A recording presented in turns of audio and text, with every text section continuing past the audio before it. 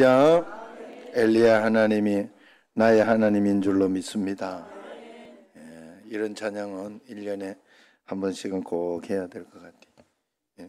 좋잖아요. 찬양 이렇게. 주님은 분명히 살아계신 하나님. 엘리야 또 엘리야에 하면 가방 파방. 이게 좋아요. 이게 굉장히 이렇게 우리 하나님 앞에 늘 감사드린 줄로 믿습니다. 옆 사람과 한번 인사하겠습니다. 한 주일 동안 잘 지내셨습니까? 예배드림이 은혜입니다.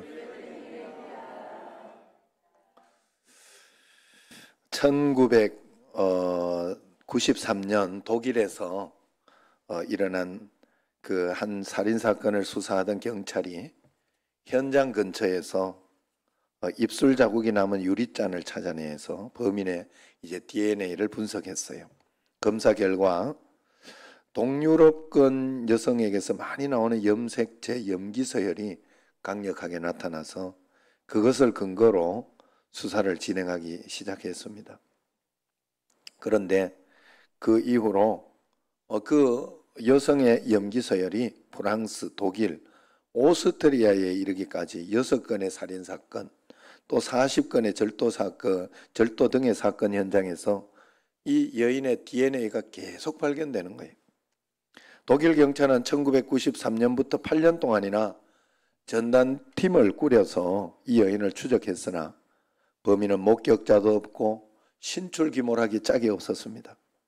전 유럽을 돌아다니면서 대단한 그런 범행을 펼치는 이 여인을 사람들은 하일브론의 유령이라 그렇게 부르며 두려워 떨었죠.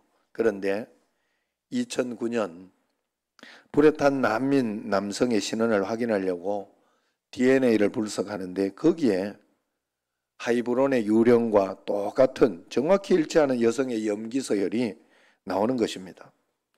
어떻게 남성의 시신에서 이렇게 여성의 DNA가 나올 수 있는지 독일 경찰은 그야말로 멘붕이 왔어요. 결국 사건을 다시 풀어가기 시작했어요. 그러면서 알게 된 사실이 사건 현장에서 DNA를 채취하기 위해 사용했던 그 면봉이 문제가 되었던 것입니다. 그 면봉을 만드는 공장이 동유럽에 있었고 거기에 마지막 포장을 하던 여인이 퇴퇴하면서 침을 튀긴 것, 이래 하거나 이렇게 춤을 튀겼겠죠.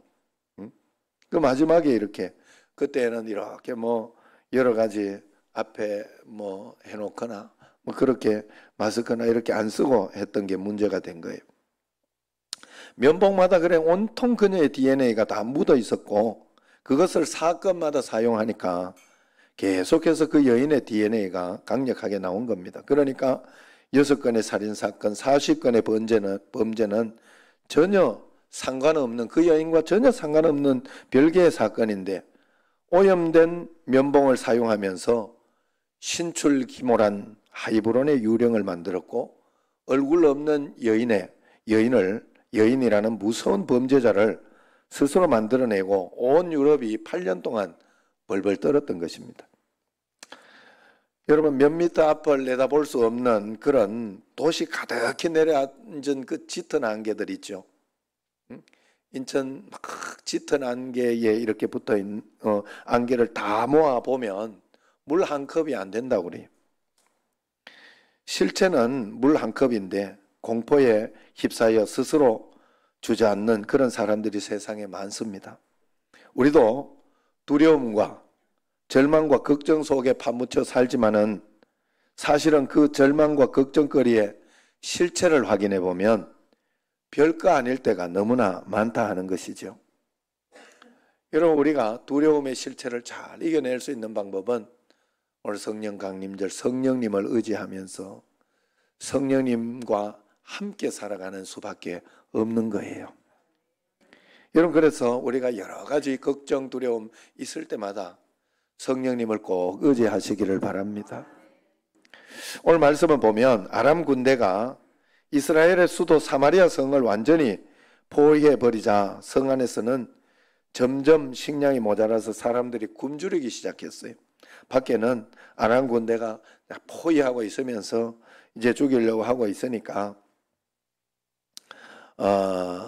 거기에서 이제 이런 일들이 생겨. 부정한 동물이라 먹지 않았던 나귀, 그 머리가 팔리기 시작했고 비둘기 똥까지 비싼 값에 팔리기 시작했어요. 급기야 배고픈 여인들이 아들을 잡아먹는, 그 당시에는 이런저런 것이 없지요. 그래서 그런 끔찍한 일까지 벌어졌습니다. 왕은 그 이야기를 듣고 너무나 비참해서 죄를 뒤집어 쓰고 그러면서 하나님 앞에 탄식하며 기도했다 하는 기록이 거기에 나옵니다. 그런데 오늘 말씀을 보면 이 문제는 정말 어이없을 만큼 간단하게 풀려버려요. 어떻게 풀리는가 하면 성문 어귀에 살던 나병 환자 4사람이 이러다가 굶어 죽겠다. 그런데 말씀이 있었어요. 그 전날. 그 말씀이 있었어요. 그래서 그 말씀, 선지자의 말씀을 듣고 어차피 죽을 바에 아람 군대 항복해서 죽자. 내일이면 산다고 했고 그래서 아람 진영으로 간 것입니다. 그런데 가보니까 그 두려웠던 아람군은 이미 하나님이 들려주신 큰 병거와 마병과 군대 소리에 밤에 말이에요. 그 소리가 탁탁탁 나고 막 이렇게 와 하고 막 이런 뭔가 소리에 가 들리니까 혼비백산에 정신없이 그냥 도망가 버린 것입니다. 결국 이래 주거나 저래 주거나 생각하고 밖으로 나온 나병 환자들 때문에 이스라엘은 살았고 또 아람군은 하나님이 들려주신 큰 병과 마병의 소리 때문에 실체도 없는 것 때문에 자기들 생각으로 큰일 났다 생각하고 혼비백산 도망한 거죠. 여러분 우리 삶도 이런 때가 굉장히 많아요. 실제는 하나님이 우리와 함께 계심으로 우리 모든 문제를 하나님이 책임져 주고 계신데 그래서 믿음으로 나아갈 때 걱정할 게 없는데 우리는 미리미리 걱정이 되고 두려워하고 그럽니다. 또 내게 일어나는 문제를 내가 애를 쓰고 용을 쓴다고 해결되는 일이 아닌데 하나님께 맡기지 못하고 오히려 그럴 때 더 기도하고 간구해야 되는데 오히려 더 신경 쓰다가 더 큰 문제를 만들 때가 얼마나 많은지 모릅니다. 오늘 말씀에도 보면 아람 군대가 실체가 없는 그 소리에 놀라 두려워 떨고 도망쳤지 않습니까? 또 사마리아 백성들은 반대로 도망친 줄도 모르고 내 아들을 삶아 먹을지언정 성 밖에는 못 나가겠다. 그러면서 그 안에서 굶어 죽고 있지 않았습니까? 이것이 지금 나의 모습이 아닌가요? 그러므로 믿음이라는 것은 두려움의 실체를 확인해 볼 수 있는 것이 바로 믿음입니다. 실체를 확인하러 가는 용기가 믿음이고 실체를 확인할 힘이 없는 게 그게 두려움이에요. 하나님을 믿는 믿음으로 담대하게 나가든지 아니면 담대하게 부딪혀 봐야 할 줄로 믿습니다. 우리가 아무리 구원받은 백성이고 하나님의 자녀라고 할지라도 우리가 세상 가운데 문제 가운데 부딪혀보는 믿음, 실체를 확인할 만한 믿음이 없으면 그것은 내 것이 되지 않습니다. 걱정하고 두려워하다가 다 버리는 일이 되는 거예요. 여러분 진짜 싸움은 주먹질로 이기는 게 아니라 기세에서 끝난다고 해요. 붙는 순간 기세가 보이는데 그 기세로 이미 싸움이 끝난다고 합니다. 영적 전쟁도 마찬가지입니다. 우리 삶에 하나님을 믿는 믿음이 우리에게 겨자씨만큼만 있어도 산을 옮길 만한 그런 기계가 생기지만은 하나님을 신뢰하는 믿음이 떨어지면 상황이 너무 겁나고 두렵고 완전히 끝난 것처럼 그렇게 보입니다. 그래서 걱정하고 실망하고 낙심합니다. 사람은 영적 기계가 꺾여버리면 아무리 세상을 뒤집을 만한 힘이 있어도 그리고 아무리 많은 돈, 건강이 있어도 스스로 무너지게 되어 있습니다. 마가복음 4장에 보면 갈릴리 바다에 배를 타고 가다가 강풍이 불 때 배에 물이 차고 위기에 처하자 벌벌 떨던 제자들은 그냥 그렇게 될 때 빨리 예수님을 깨워서 예수님 도와주세요. 그렇게 깨워서 예수님의 이렇게 음성을 듣고 또 그와 함께 가면 되는 건데 막 예수님께 원망을 하고 막 불평을 하면서 막 깨우는 거예요. 우리가 하나님 앞에 하나님 말씀 들으려고 기도를 해야 되는데 원망하며 불평하며 그렇게 하는 걸 하나님 기뻐하지 않습니다. 그렇게 해서 막 깨워내니까 우리가 죽게 됐는데, 큰일 나게 됐는데 뭐 하시냐고, 하나님 뭐 하시냐 막 이렇게 하니까 예수님께서 일어나셔서 곧바로 광풍을 잠잠케 하시고는 뭐라고 했어요? 어찌하여 무서워하느냐, 너희가 어찌 믿음이 없느냐, 그렇게 이야기를 했어요. 그렇게 꾸짖었다 성경에 이야기합니다. 인간적으로 이 상황에서 예수님이 그렇게 이야기할 일은 아니죠. 지금 이 상황을 보고도 그런 소리 나옵니까? 할 수 있지만은 이것이 바로 하나님과 우리 사이의 차이입니다. 미친 듯 부는 바람도 주님의 명령에 잠잠해져서 산들바람이 되고, 광풍이 몰아치는 내 인생도 그분의 말씀 한마디에 호수처럼 잔잔해질 수 있다는 것을 우리가 믿지 못하면 호들갑을 떨고 여러 가지로 급하게 이랬다 저랬다 하는 거예요. 사람에게 아무리 큰 일이라도 주님께는 지극히 작은 일이기 때문에 예수님이 나와 함께 계시면 두려울 것이 전혀 없어야 합니다. 여러분, 그래서 걱정, 근심, 두려움이 없이 담대하게 살아가는 믿음이 여러분에게 반드시 있어야 돼요. 그래서 마가복음 5장에도 보면 예수님이 회당장 야이로의 딸을 살리러 가던 도중 혈루증 걸린 여인이 끼어들어서 그녀를 살리느라고 시간이 지체됐지요. 그러니까 도중에 회당장 야이로의 딸이 죽었어요. 그때 사람들이 통곡하고 난리가 났습니다. 그리고 이제 안 가도 됩니다 그랬어요. 그랬더니 예수님께서 가시면서 두려워하지 말고 믿기만 하라, 그렇게 이야기했어요. 지금 이 아이가 지금 잔다 그랬어요. 무슨 말입니까? 죽음이 우리에게는 모든 것이 완전히 끝나버리는 큰일이지만 주님께는 그냥 깨우면 되는 잠에 불과하다는 거예요. 그러므로 우리가 정말 두려워해야 할 것은 상황과 현실이 아니라 하나님을 계산해 두지 못하고 믿지 못하는 마음이 정말 큰일이라 하는 거예요. 하나님과 함께 동행하지 않는 그런 마음, 하나님 없이 생각하며 내 마음대로 행동하고 내 마음대로 살아가는 그것이 정말 위험한 거다 하는 거예요. 그러므로 우리는 어떻게 이 믿음을 가질 수 있을까? 우선 믿음은 말씀을 신뢰할 때 생기므로 이 상황에 대한 언제나 상황 가운데에서 말씀을 먼저 잡으시기를 바랍니다. 말씀은 이미 하나님께서 다 주셨어요. 사실 예수님이 나의 그리스도다 하는 말씀 속에 이미 축복을 다 넣어 주셨어요. 우리는 그거 하나만 딱 붙들고, 그래서 하나님 말씀만 들으려고 하면 돼요. 그래서 하나님이 두려워하지 마라 하는 말씀을 이미 주셨잖아요. 성경 말씀에. 그런데 그 말씀이 내 말씀으로 들려야 되는데 안 들리면 이제 걱정이 되고, 아무리 말씀이 있으면 뭐합니까? 그게. 여러분, 성경 말씀이 굉장히 귀하고 좋은 거지만은 이 말씀이 내게 중요하지 않는 안 믿는 사람에게는 그냥 베개밖에 안 돼요. 우리는 귀하게 보면서 말씀을 듣고 이렇게 하지만 이 성경은 통로예요. 하나님의 음성을 들을 수 있는 통로. 오늘 말씀 1절을 한번 보세요. 뭐라고 먼저 말씀을 해요? 엘리사가 이르되 여호와의 말씀을 들을지어다. 성 위에서 전체 이스라엘 백성들에게 이야기하는 거잖아요. 설교하고 있잖아요.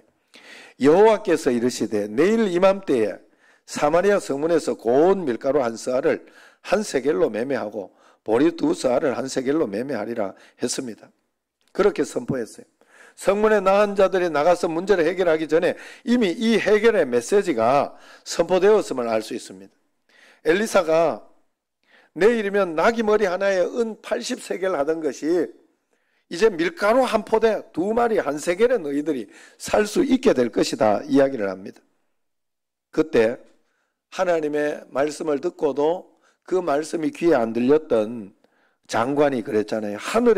하나님이 하늘에 창을 낸다고 한들 어떻게 이 일이 가능하냐 하면서 절망적인 말을 했어요. 말씀이 안 들린다는 것은 말씀을 안 믿는다는 거죠. 육신의 귀에 들려도 영적으로 들리지 않으면 믿지 못합니다. 그래서 귀로는 소망과 축복의 약속을 다 듣는데 믿지 못해서 누리지 못하는 것이 너무 많아요, 여러분. 그래서 우리는 믿음을 달라고 해야 돼요. 하나님을 믿는 믿음, 하나님을 달라고 해야 돼요. 성령을 달라고. 성령 충만하게 해달라고. 결국 믿지 못한 그 장관에게 엘리야는 내 눈으로는 보겠지만 너는 그것을 먹지 못하리라 그랬어요. 왜냐하면 믿음이 중요하기 때문에 그걸 성경에서 설명하는 거예요. 지금 이 상황과 환경을 가지고.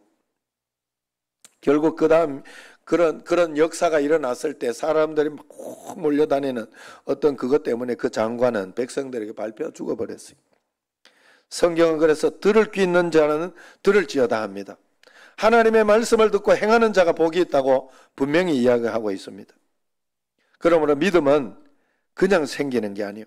홍해가 갈라지는 걸 봤다고, 예수님의 말씀을 직접 들었다고, 예수님이 행하시는 기적을 목격하였다고 믿음이 저절로 생기는 건 아니에요. 놀랄 만한 체험을 했던 사람이 전혀 믿음 없는 사람처럼 행하는 것을 성경에도 그렇고 교회에도 많이 볼 수 있습니다. 그러므로 믿음을 어떻게 생기게 되느냐? 믿음은 그리스도의 말씀을 들음에서 난다. 성경이 이야기합니다. 듣는다는 것은 잘 안다는 것도 아니고 내가 오늘 설교 말씀을 들었다는 것으로 끝나는 것도 아니에요. 듣는다는 것은 말씀을 들었으면 순종하고 실천한다는 말입니다. 결국 큰 믿음이 생기기 위해서는 우리는 매 순간 말씀대로 순종을 해봐야 돼요. 순종을.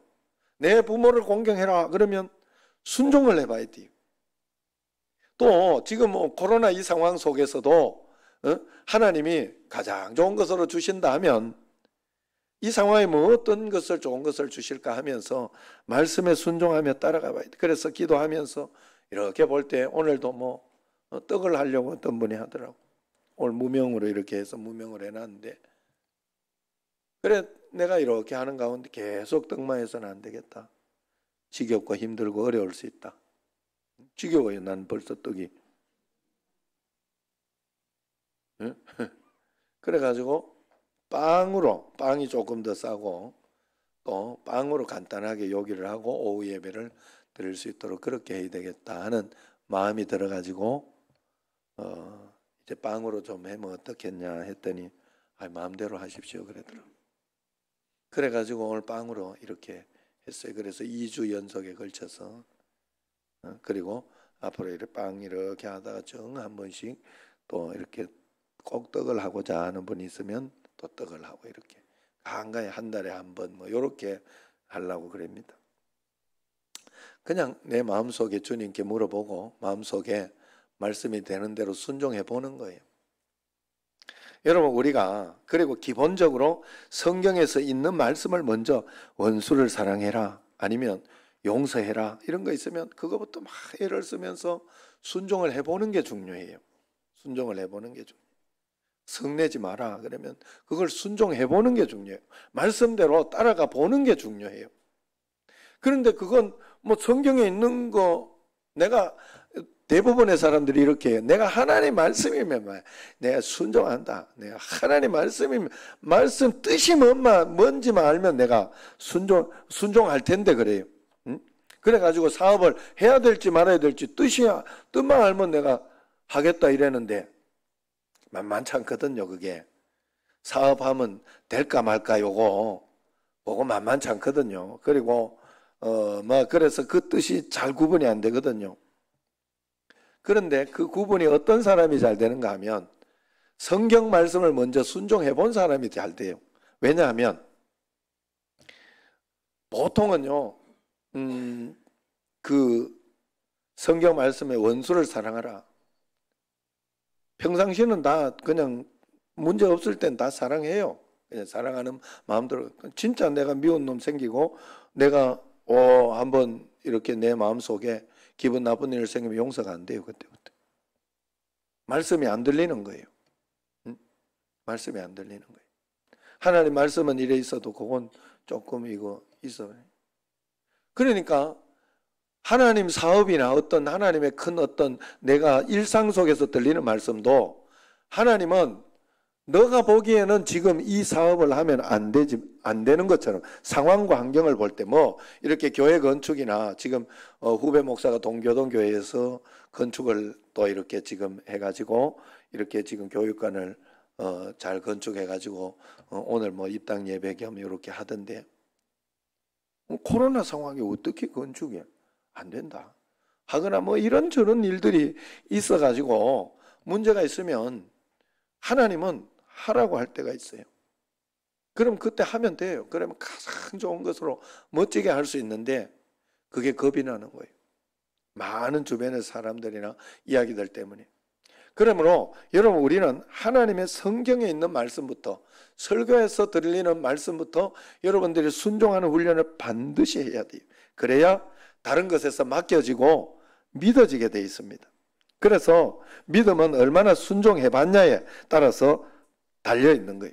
그저 듣기만 하고 순종이 없는 사람을 안 들은 것이라 해요. 우리는 그죠? 여러분 말 듣고 이거 좀 해라 이래가지고 했는데 말 안 듣고 맨날 뺀질뺀질한 사람 보고 말 잘 듣는다 소리 하지 않아요. 그 사람 보고 지지리도 말 안 듣는다 그래. 정말 조금 뺀질뺀질하게 지지리도 말도 안 듣는데 대답했다고 그게 말 들은 게 아니에요. 진짜 말 들어야 돼. 진짜 순종하는 데까지 가야 그걸 가지고 들었다 하는 거예요. 여러분 우리가 하나님 앞에서도 마찬가지예요. 하나님 앞에 우리가 언제나 이렇게 반응하니 알았다 말만 듣고 말만 대답만 하고 순종하지 않게 반응하니 믿음이 우리에게 생기지 않는 거예요. 하나님 일단 알았습니다. 그건 내가 판단해보고 결정하겠습니다. 이런 식이 되는 거예요. 우리가 이해되지 않고 믿어지지 않아도 주님의 말씀이라면 먼저 순종할 때 우리가 믿음이 생기는 겁니다. 사도행전 5장 32절에 보면 이렇게 말씀이네요. 우리가 이 일의 증인이요 하나님이 자기에게 순종하는 사람들에게 주신 성령도 이렇게 이야기해요. 자기에게 순종하는 사람에게 주신 성령이라 그랬어요. 여러분 성령 강림주일에 성령이 오기 위해서 성령을 보내주리라 하는 약속을 먼저 주셨어요. 50일 동안 오순절이니까 50일이잖아요. 50일 동안 아무 일도 일어나지 않았어요. 밤마다 모여가지고 거기에서 이 마가의 다락방에서 계속 기도했는데 아무 일도 일어나지 않았어요. 포기할 만도 하지만 포기하지 않고 끝까지 하나님의 시간과 때가 있다라고 믿고 끝까지 믿음으로 기도했을 때 50일 만에 약속하신 성령이 온 거예요. 여러분 우리에게 성령의 역사가 나타나려고 하면 내가 하나님의 약속하신 말씀을 끝까지 믿고 믿음으로 순종하며 나아가는 힘이 있어야 돼요. 그래서 자기에게 순종하는 자에게 주시는 성령이라 했습니다. 성령님은 우리가 순종할 때 역사한다는 것을 분명히 이야기하고 있습니다. 그러므로 우리가 하나님 말씀을 들으면 실체를 확인할 수 있는 믿음과 용기가 생기고 말씀이 들리면 겁이 없어집니다. 말씀이 들리면 그때 순종하며 나아갈 수가 있는 겁니다. 여러분 지금 무엇 때문에 여러분 겁이 나십니까? 무엇 때문에 속상하십니까? 무엇 때문에 여러분 낙심이 되고 걱정이 되십니까? 하나님 말씀이 들리면 됩니다. 내게 어려운 상황이 문제가 아니라 그 상황에 대해서 내가 하나님의 말씀을 믿고 있느냐 믿지 않느냐의 문제입니다. 그래서 저도 늘 어려운 상황과 또 이해되지 않는 어떤 그런 일들이 있을 때 하나님 앞에서 하나님께서 내게 먼저 주신 성령님을 영접했고 성령님 나와 함께 계시니 하나님이 나와 함께 계시다 하는 말씀이 있잖아요. 예수님이 나의 그리스도라는 말씀이 있잖아요. 그래서 그 말씀을 적용한 하나님 말씀대로라면 나는 걱정할 거 없습니다. 하나님 함께 하심을 믿습니다. 하나님은 다 계획이 있는 줄로 믿습니다. 하고 주님 이 상황에서 내가 어떻게 하는 게 좋을까요? 라고 자꾸 물어봐야 돼. 자꾸 질문해 봐야 돼. 처음에는 잘 안 들릴지 모르나 자꾸 질문하고 그리고 가장 처음부터 하나님 막 말씀이 턱턱 들리지 않아요. 성경 순종해 보다가 들려요. 가장 하나님의 말씀이라는 것을 순종하고 선택하며 살아보는 수밖에 없어요. 달리 길이 없어요. 그냥 그래 살아보는 수밖에 없어요. 그래서 그렇게 한 걸음씩 한 걸음씩 순종하며 따라갑니다. 오늘 말씀에서 한 장관은 말씀을 듣고 믿지 못하고 불순종했지만은 나한 자들은 죽으면 죽으리라 하고 나가고 순종했던 겁니다. 결국 그 믿음의 결단이 놀라운 축복을 보게 된 것이에요. 그러므로 우리는 하나님께 모든 것을 맡기고 순종하면서 한 걸음 한 걸음 가야 돼요. 제가 요즘 그런 이야기를 많이 했는데, 야, 인생이 축구장하고 같구나. 나는 축구장의 선수하고 비슷해. 하나님의 내 인생 축구장에 하나님이 나를 뽑아서 여기에 운동 축구하게 하는 선수구나. 응? 사명자, 예수 믿는 사람, 이 땅에서 하나님의 사명을 가지고 살아야 하는. 운동을 하면서 이렇게 보면 여러분, 그래서 축구장에 보면 막 이렇게 계속 뛰어가야 돼. 공이 어디로 튀어 어디로 어떻게 올지 사실 몰라요. 정해져 있는 건 없어요. 축구장 안에서 열심히 뛰어야 돼. 그냥 열심히. 그러다가 여러분 2시간, 그 45분 거의 2시간 90분 동안에 그 선수가 잡는 공이 몇 분이 되는지 알아요? 한 2분 정도밖에 안 돼요. 2분 정도. 그 선수에게 터치하고 하는 그 시간을 딱딱 정해보면, 그때 기회도 오고 골도 넣을 수도 있고, 그때 이런저런 일들이 오는 거예요. 자기에게 무언가 왔을 때 그때 열심히 뛰다가 자기에게 기회가 왔을 때 그것을 차지하고 그것을 만들어내는 게 인생이구나. 우리가 살아가면서 그래서 최선을 다하여 열심히 살아가야 되는 거예요. 응? 열심히. 그래서 여러분, 그러면서 우리가 그런 것이 있잖아요. 내가 하나님 앞에서 이렇게 한 주일 동안 계속해서 최선을 다하여 내 인생에 이런저런 일로 살아가다가 또 주일날은 최선을 다하여 이제 하는 거예요. 한 게임 뛰는 거예요. 제가 우리 집에 성민아 너무 자면 내가 예화를 못 한다. 날 봐. 자, 그래서 저 녀석이 이렇게 한 주일 동안 주경야축 알죠? 낮에는 아침에 6시, 7시에 출근해요. 그래가지고 가가지고 죽으라고 일을 하고 저녁에 축구하는 거예요. 축구 거기 그 남동 FC 가가지고 이제 훈련하고, 그리고 밤 뭐 10시쯤 돼서 집에 오거나 뭐 그렇게 하는데, 그러면서 한 주일 준비해가지고 그것도 선발해 줄까 말까 그것도 감독 손에 달려 있어요. 그래가 선발이 되면 주일날 그 경기에 죽으라고 뛰는 거예요. 죽으라고 열심히 뛰어서 최선을 다해. 그래서 야, 너가 그렇게 한 주일 준비해가 열심히 최선을 다해서 주일날 열심히 뛰지 않냐? 최선을 다해 준비해 주일날 그렇게 하지 않냐? 그러니 그렇게 운동 한 번에 경기 한 번 뛰고 또 준비하고 그렇게 하잖아요. 그 경기가 주일 예배와 비슷하다. 우리 인생의 예배와 비슷하다. 우리의 삶은. 그러니까 주일 예배를 위해서 토요일도 미리 준비하고 한 주일을 또 열심히 사는 거다. 하나님 앞에서. 그래서 하나님 한 주일날 와서 여러분은 주님, 이번 주일 제가 잘 살았나요? 응? 내가 잘 살았습니까? 하나님 앞에 평가받는 거예요. 예배 드리면서. 예배를 굉장히 감동적으로 감사하며 주님 앞에. 여러분, 성령이 우리에게 이렇게 오셔서 성령님으로 보면 눈이 이제 바뀌는 거예요. 다 똑같은 상황이에요. 다 똑같은 상황인데, 여러분, 은혜도 내가 누려왔던 모든 것들이, 내가 지나갔던 모든 시간들이 은혜로 보이는 건 성령이 왔을 때요. 제가 어느 날 그걸 깨달았어요. 문제가 생기고 나니까 그때는 원망할 수 있는 게 아니더라고. 나는 원망해도 된다고 생각하고 원망할 일이라고 생각하는데, 그래봤자 나만 손해더라고. 내가 상식적으로 생각해 보니까. 어떻게 하면 빨리 이 문제를 해결할까? 해결해야 돼. 문제를 해결하는 것만 남더라고. 그때 보니까 이게 내가 당연한 게 아니었구나. 그때 보니까 내가 어려움 당할 때 그때 보니까 내가 평상시에 이렇게 건강했던 게 당연한 게 아니었어요. 정말 그게 은혜였어요. 그래, 그 평상시에도 사실은 내가 감사하고 살고 있었어야 돼.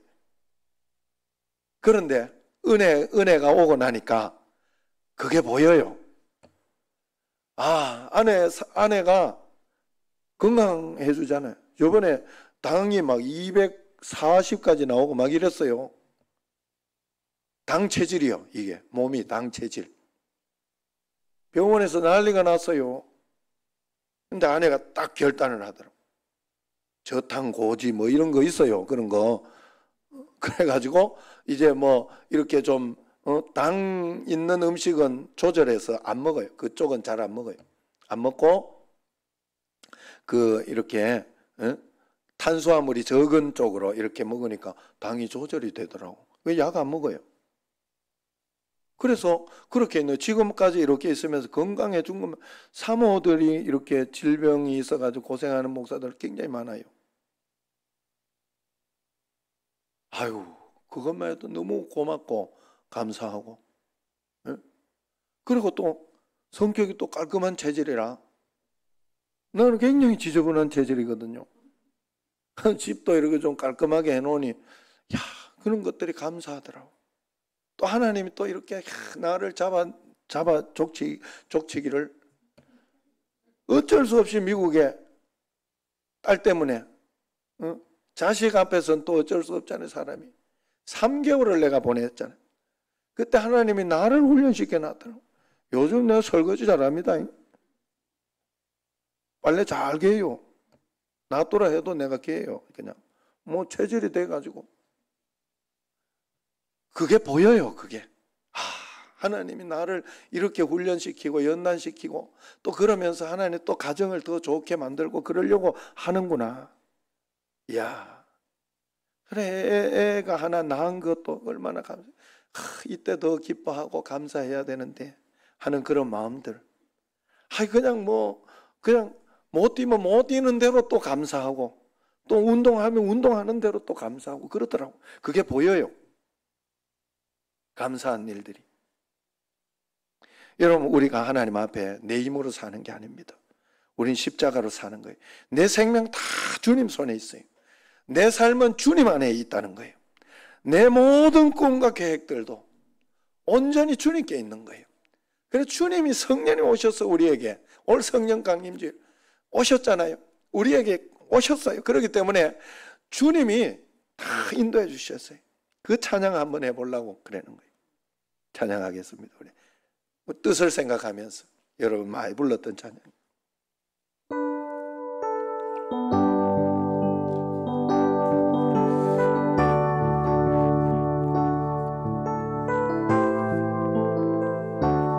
우리 두 손 들고 한번 부릅시다. 내 생명 주님 손에 내 삶은 그 안에 있네. 내 모든 꿈과 계획들도 온전히 주께 맡기네. 내 생명 주님 손에 내 소망 그 안에 있네. 내 앞길 모두 아시는 주 내 삶을 인도하시네. 성령님 내 삶에 오셔서 온전히 날 다스려 주소서. 나의 삶 거룩하고 순결한 산제물로 드리게 하소서. 성령님 내 삶에 오셔서 온전히 날 다스려 주소서. 나의 삶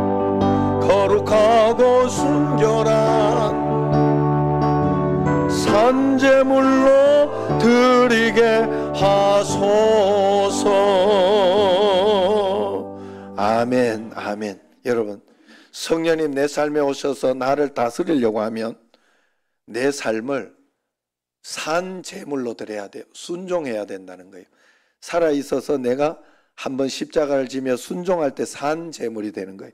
내 성질이 태워지는 것이고 내 성격, 내 기질이 태워지는 거예요. 하나님 앞에. 그렇게 산 제물로 드릴 때 역사가 일어납니다. 그러므로 우리에게는 나의 모든 계획을 알고 계신 하나님 한 분만 있으면 되지요. 그래서 그 페이지 처치 김웅 목사님이 이런 글을 썼어요. 하나님이 주시는 것 중에 가장 큰 복 한번 들어보시기 바랍니다. 하나님이 주시는 것 중에 가장 큰 복은 하나님이다. 가장 많이 구해야 하는 건 돈, 명예, 인정, 성공이 아니라 하나님과 같이 사는 삶이다. 힘들고 어려울 때, 부족한 것이 많을 때 그 상황을 이길 방법이나 능력이 아니라 하나님과 같이 사는 법을 구해야 한다. 아무리 힘들고 가진 게 없어도 하나님과 같이 산다면 가장 복받은 삶이다. 아무리 상황이 편하고 가진 게 많아도 하나님 없이 산다면 가장 복 없는 삶이다. 복 있는 사람을 시냇가에 심은 나무 같다고 한 이유는 시냇가에 붙어 있기 때문이다. 하나님과 꼭 붙어 살면, 늘 말씀과 같이 살면 각자의 열매를 각자의 철을 따라 맺게 하신다. 겸손과 순종의 사람은 복의 사람이다. 늘 하나님과 같이 살고 있기 때문이다. 아멘. 할렐루야. 저기 최순덕 집사님 저 기침하니까 내가 한마디는 해줘야 되겠니? 이 남편이 이게 옆에 창피하다고 안 온다고 그랬다. 응? 박경순 성도님이 그러면 안 돼요. 예. 그리고 저기 코로나 때문에 그런 거 아니니까 여러분 신경 쓰지 마시고 그래 또 이렇게 뭐 에어컨하고 이런 게 여러 가지 접합이 돼 가지고 이게 그렇잖아요. 여러분들도. 그래서 그런 상황이 있으니까 그래 이해해 주시기 바래요. 자, 어쨌든 우리에게는 성령님이 우리와 함께 있습니다. 그러므로 그분 앞에 내 계획을 다 내려놓고 잠잠히 주님 앞에 나아갈 때 내가 비록 이 땅에 살고 있어도 여기가 바로 하나님 나라구나, 내가 하나님의 뜻을 이루는 하나님의 선수구나 하는 것을 알고 믿음으로 한 걸음 한 걸음 나아가게 될 줄로 믿습니다. 매일매일 주님과 동행하는 성령으로 함께 사는 여러분과 저가 되기를 주의 이름으로 축원합니다. 기도하겠습니다. 하나님 아버지, 이 땅에는 많은 두려움들이 있습니다. 걱정거리가 있습니다. 그러나 성령님과 함께 한 걸음 한 걸음 풀어가고 말씀에 순종하고 따라가다가 보면 하나님의 시간, 하나님의 때에 가장 적절하고 복되고 좋은 것으로 인도해 주시는 줄로 믿습니다. 그 믿음으로 한 걸음 한 걸음 살아내는 저희들이 되게 하옵소서. 예수님 이름으로 기도드리옵나이다. 아멘.